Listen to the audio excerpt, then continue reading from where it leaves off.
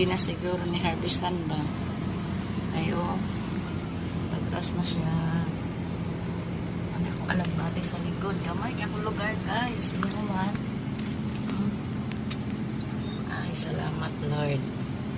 Malibre, hindi ko anig sudan. Hindi na ako mamroblema. Na nag-harvestan nga alagbati.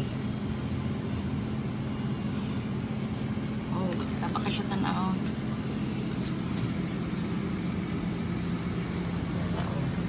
Taas na yung tangkay. Pero diri dapita, payat siya. May okra Ako siya kauyon diri ba nga area ba? Payat siya. Kulang siguro ni.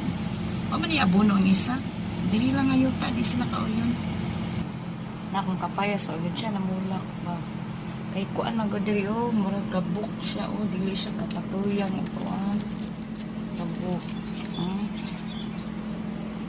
Kabuk siya. Wala. Di siya makabulak. Na akong gabi. Ambot na ba ni uno dugay naman ni. Wala ako kabalik.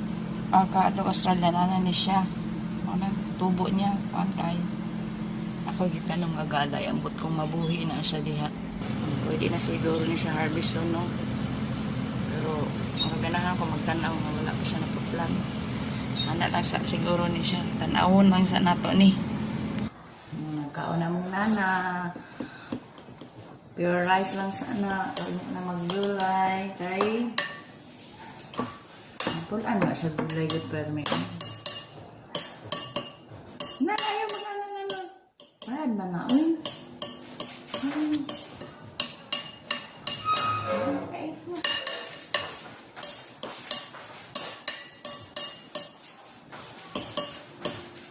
Tok, bago na siyang makain.